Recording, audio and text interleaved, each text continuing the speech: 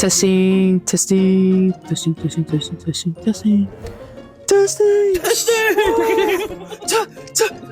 your work. Sponge to pat. I hear you loud and clear. Over.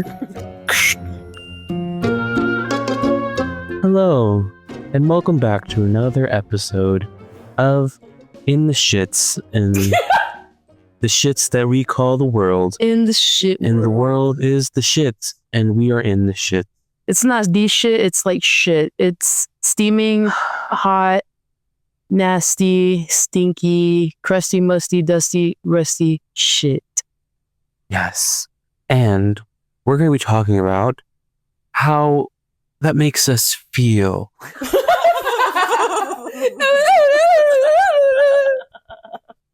How do you feel about that? I feel a fucking mess. That's how I feel. I feel shamed. I feel appalled. I'm distressed.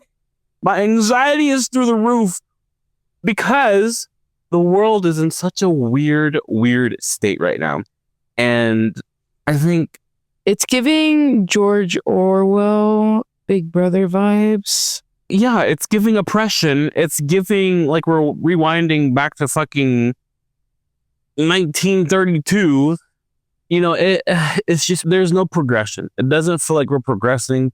It feels like we're moving into a space of just more mass, like controlled, like fear, and just not a good space. So yeah. So with this chaotic energy that we're experiencing, I spent the last couple of weekends with the help of my dearest brother, Alec. Demi? Yes. I am starting a nonprofit organization for the LGBTQ plus community and allies. Yes. Because I believe that in these daunting times, community and connection is so important, and it can make all the difference. And also just my brother and I having experiences growing up in this part of the world, being who we are, the ways like we view it now, how we viewed it then, how we overcame. We just kind of want to have a space to talk about that, because we talk about it with our friends, our coworkers, people in passing, our family. We talk about it even sometimes just random strangers. Yeah. You know, it's important to have a space, and it's important to have beliefs that you really stand behind, you know, and I think that there's a misconstruedness around like enforcing your beliefs, because having a belief system is really important. Yeah. But I think it's also just as important to be open to other people's beliefs. We always have these conversations, even in passing, but we have like such profound and moments of like an epiphany almost. Like it's like, wow, you know, like people are enthralled by the things that we have to say and like the kind of knowledge that we bestow upon them. Like they're just like it seems like some of the times when we have these conversations, it's like we unlocked something in their brain. Yes. Especially when talking about our experiences and spirituality and whatnot. But I mean, because we all have an understanding of things, even if we don't know how to verbalize it, even if we don't know what it is. It's like when we hear it, it clicks, and it's like, yes, you know. And although it's like we all have different like walks of life, everyone's different. Like we're all more alike than we are dislike. We're all more alike than we are different. Then we are dislike. Yeah, my brain. Oh, word hard. Words are words. Hard word. And word is hard sometimes, you know. And that's okay. It's okay, but like you learn word by speaking word with other people. And so we're just trying to build a community. And I mean, between us, like we know a lot of people, and we know that people would listen and like hear what we have to say and stuff like that. So I just think that's the hope. That's the hope. You know, I think when you're speaking your truth, all you could do is just like throw it out there and hope that it catches, you know, and that someone resonates and feels it and takes it and, you know, uses it to their advantage, you know, and I think that's the most important thing. Like, make it your own, you know, and like still, of course, be mindful and constructive. Yeah, and constructive. Yeah, generous, you know, of your actions. Because there's so many people that they don't do that. They don't care, and they will flat out tell you to your face, I don't care. Like, I don't care that gays are getting prosecuted in other parts of the world, or like, I don't care that there are children getting bombed. You know, like, it's like, we need to start caring more. Yeah, like, I hate how being woke has like turned into this politicized, annoying nuisance when it's literally just giving a shit about people. It's literally having empathy for people that aren't white. No, not just white, but like people that are the minority. You know, it's like we all deserve like to have a chance at living a life that's worth living, you know, and living in this society where like there's all these preconceived notions, there's already like set roles for you to play and you cannot be outside of a certain box. You know, it's just like, it's very strict. Yeah. I kind of grew up having these thoughts about queer people at like a young age. Like, I remember when I first saw him on Powerpuff Girls. Love him. I was like, oh my God, who is this diva? I was scared, but I was very intrigued, kind of like when I watched Courage the Cowardly Dog. But him was like a lobster demon, but like was serving cunt. Like a cunty lobster demon. Cunty lobster. And she had a deep voice, but she had like these very seductive eyes.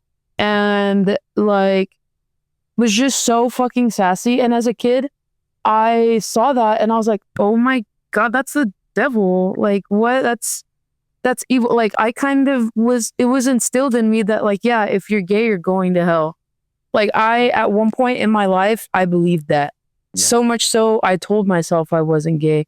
The first time a girl told me she liked me in high school, I entertained the thought for like 0.2 seconds and then immediately was riddled with anxiety. And I quickly told myself, no, I'm not. I don't like girls. Yeah. But it was because I immediately thought about how, not my peers, but like, I guess like the adults in my life. Mm-hmm. It was how you were programmed. Yeah. You know, like you were going against what you were programmed to like think otherwise. You know, same thing. I remember having my first conversation with a friend that, you know, I was in school. I remember the first conversation I had, I felt so strange. I could not talk about it for a long period of time. I felt, I don't know, like talking about it made it even more real. Yeah. And it was such a scary feeling, you know, because you're being brought up in a society where that's looked down upon, you know? Yeah. I mean, nowadays, in the current time, it's kind of trendy to be gay, you know, or like bi or whatever. Yeah, but be a part of LGBT. It really shouldn't be. But it's not a trend. It's not it's like, yeah, it's really not a trend. Like, I think it's media consumption. And like I said, I was 5 or 6 years old watching Powerpuff Girls and I saw him and like I internalized it as like gay and especially trans was like demonic and straight to the bottom, to the fiery pits of hell, you know? And so I grew up like seeing that, but I will denounce one thing that I see from the gay community that's just kind of like, you know, like fucking side eye. What is it? Like dildos at pride parades, strap-ons, just like, oh, come on, man, rubbery, veiny, flaccid, just a fat cock, like just exposed. Oh my God, to a child, because children go to the parades, and yeah, that's one thing that I'll be like, yeah, that's foul as fuck. That's federal. I mean, definitely. That Yeah. the children should not be present at that. I mean, if it is family friendly, it should be promoted as family friendly, so that you could bring your kids to it. But ultimately, the LGBTQ plus community, it's sexuality, it's like It shouldn't be all about sex, though. it's like how you choose to identify, and ultimately lesbian, gay, bisexual, There's also a lot of transsexual. trauma. It's all like it's sexuality in a way. So it's like there's a line, Definitely when it comes to like promoting and stuff, I think things need to be more like redefined for you know what I mean? But it's kind of difficult because we're in this new era where there are a lot more accepting people, but with that, there are these new challenges that we're facing. And it's like, where's the line? It's like, Yeah. it's hard to find that middle ground. It is hard to find the line. So new still, Yeah. So also, there's a lot of trauma surrounding sex in the gay community in the first place. I mean, I remember one of our earlier friends who was gay, he would say, "Oh yeah, I like to like sleep around with whoever because I'm going to hell anyway." And I like hearing that broke my heart because I was like, no, like this was at a time when I heavily identified as a Christian. Like I was like, no, that's exactly what the devil wants you to think. He wants you to give up. He wants you to submit and give into the darkness. Like all that matters is that you're kind-hearted and you love and you have compassion for people. Like ultimately love is what is the highest, like vibration. So that's what I focused on. Even throughout my Christian journey, it was always, always, always about unconditional love. yeah. And I think that requires a lot of patience because having unconditional love, it's hard. How do you feel about me having been told that a girl liked me, but that I was riddled with anxiety and felt like I was going to hell and I was going to be shamed from my current situation, I guess, knowing that we were so close in high school? Well, I mean, Obviously, I didn't think you were going to hell. Like, that's kind of what you were, kind of that constant reminder, like, Alec's not going to hell, bro. Like, he don't do nothing, but he don't bother nobody, he don't talk to nobody. Like, yeah. if this man, like, hell doesn't exist. Like, just because you... I mean, I remember growing up and just like all the stories that I was told and all of the beliefs that were kind of projected onto me, I remember like thinking like, that doesn't seem right. Like, I don't understand why people believe in this when it doesn't seem right. It doesn't feel like right, Yeah. And like a bearded man in the sky, like that is like just angry at everybody because of all the sinning and. But he also loves you so fucking much. Like, yeah, so much. It just didn't make sense. But he would damn your soul into a fiery hell for eternity. Well, he loves you, so it's just. It's the biggest it's one of the biggest scams in the world. And like, I would never say that to a Christian person. I would never sit like and tell them to their face, like, But don't get me wrong. I do believe that there's a force that. It's all of it though. It's Jesus, it's Allah, it's Buddha, it's Kuan Yin. It's all the deities that push towards world peace and compassion. I mean, they're all reflections of the same thing. It's like an echo. Yeah. If you scream at the top of a mountain, you're going to hear it kind of reverberate back to you. And it's not going to sound the exact same, but it's echoes of the same thing. All religion is different sides of the same coin, essentially. It's like, it's like they're all the same story told through different people, Also different timelines too. Yeah. But it's all the same thing, Yeah. There is a force, that attracts us to each other. that attracts us to want change and want better and want love and want freedom and want understanding and want connection, and like, that's what I believe in.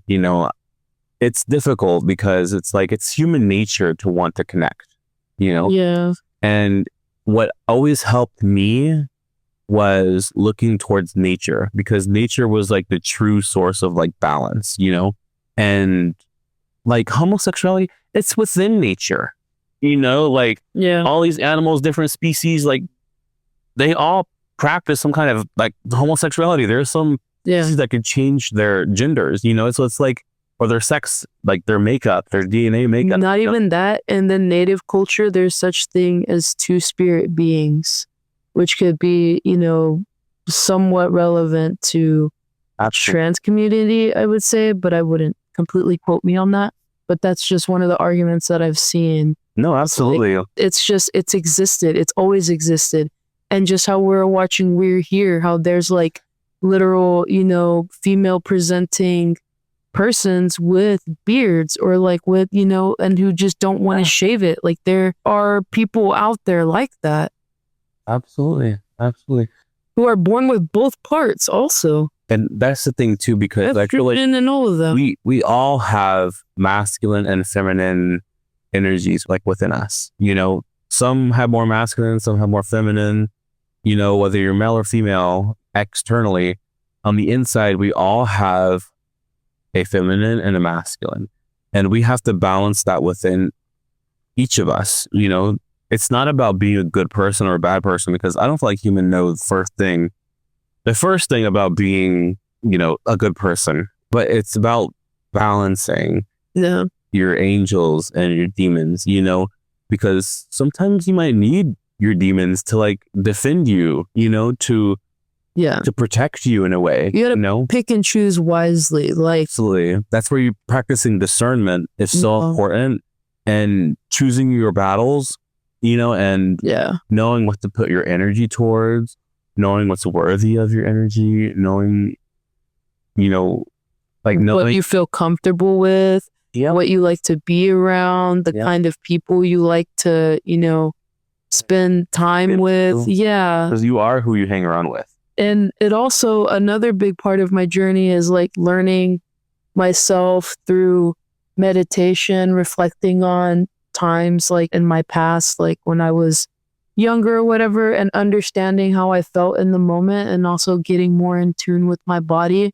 There's so much that I want to share on this new journey that I'm embarking on with like nonprofit and this podcast, and I'm looking into other ways of advertisement right now, just things like in the works. I do some fan art like of Chapel Roan, but I also want it to have like messages behind it.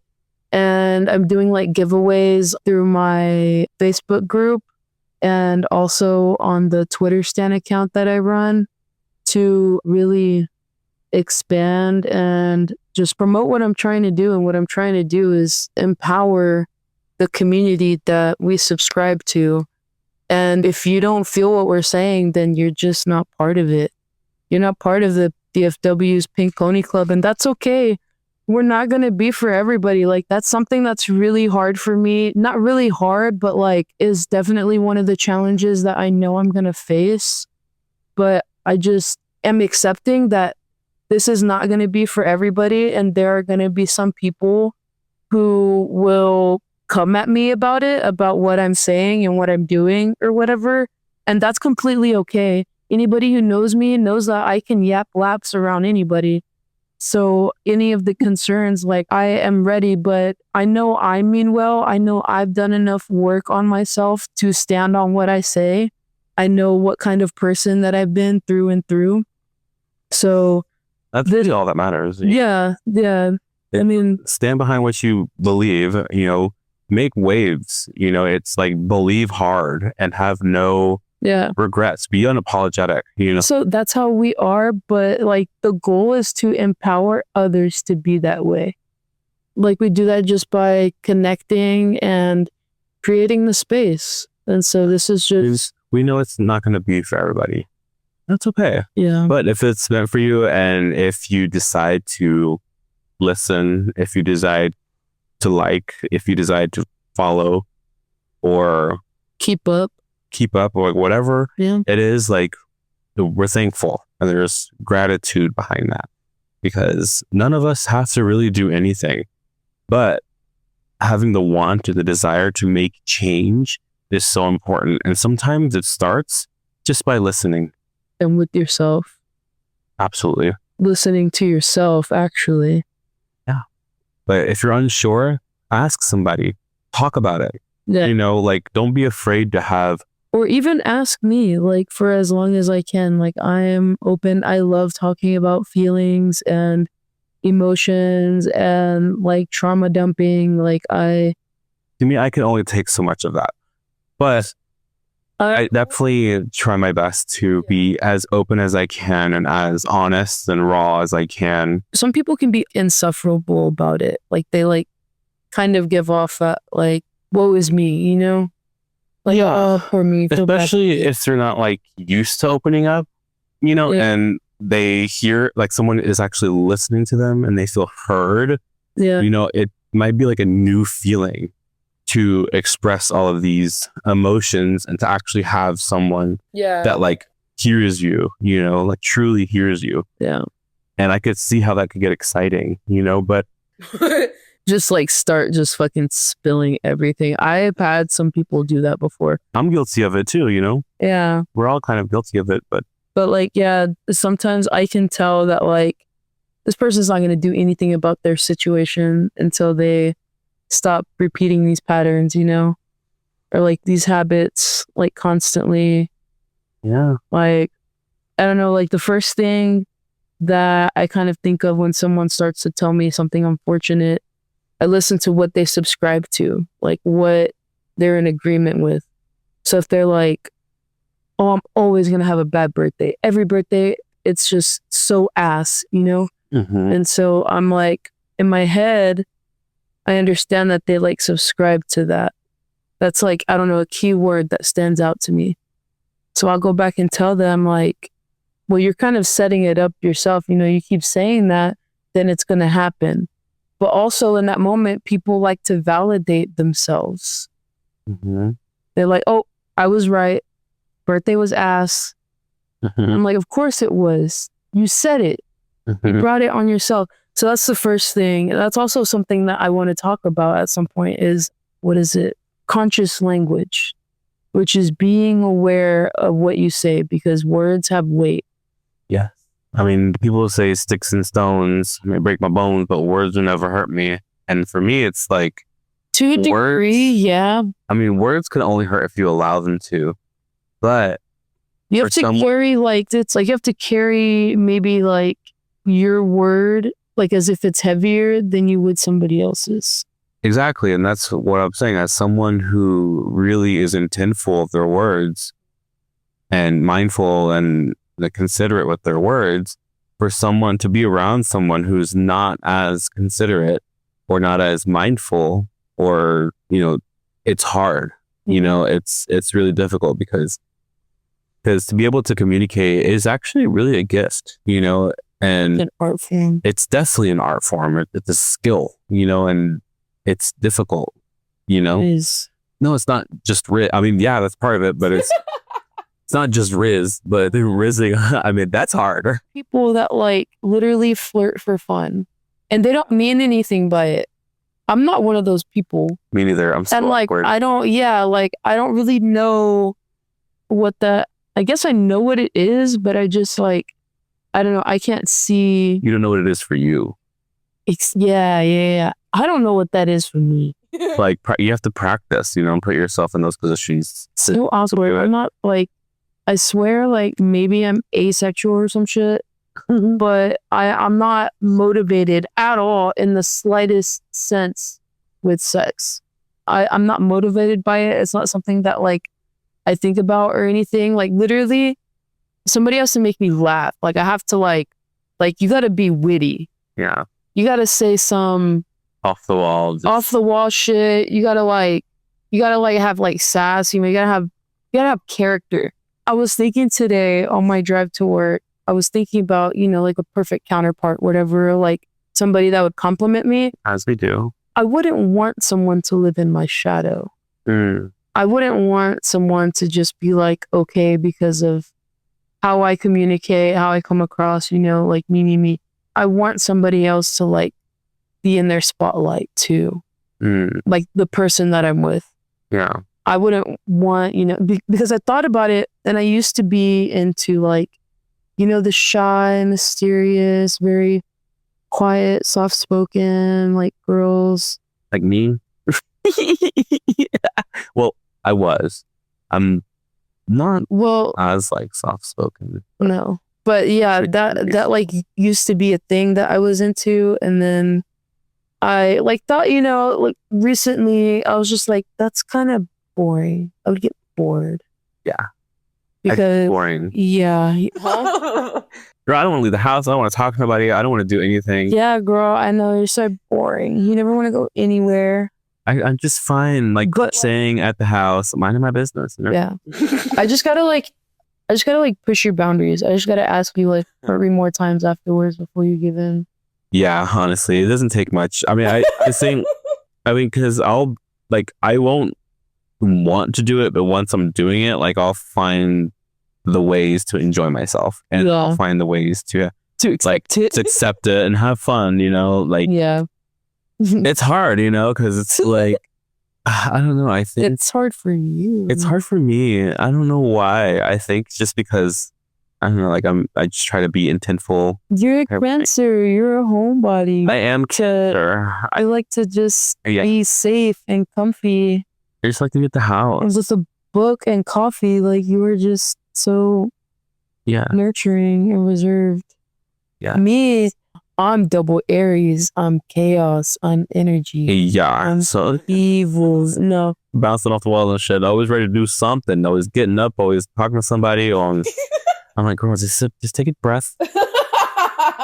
Sit down somewhere. Yeah. I mean, trying. I think that's where like we kind of have a way of balancing each other out. Because it's important to have something or someone to like, pull you down and like, all right. Yeah.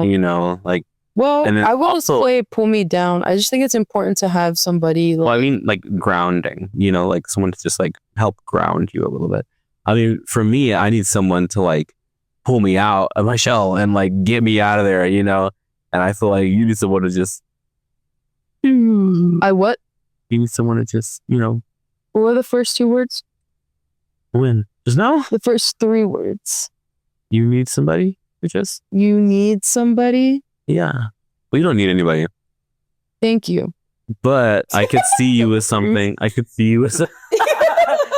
I could see you with someone that, No, but like having you in my life though, and like neither of us have ever dated anybody. Yeah, I know. I guess we dated. No, we didn't date each other. No, I've been on dates. People actually. But that's another podcast. No, I was talking about. Yeah.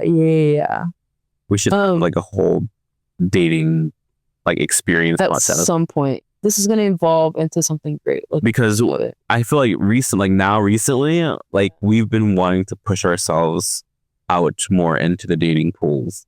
Yeah. But like, I mean, it's weird. Okay. It's gradual.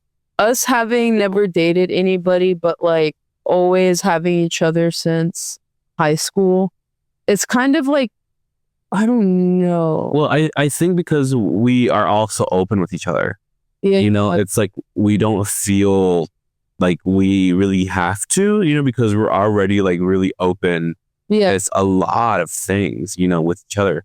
So it's like we never really felt the need romantically. I mean, even though we all kind of crave, cuddle. Yeah, and like we always talk about it too. But as far as just having somebody there, like I feel like when it comes to building this and like this community, the goal is to like empower people to find their people, much like you and me had each other throughout that time. Like we never needed anybody else. We never needed to attach ourselves to somebody like to find our identities like in an unhealthy way.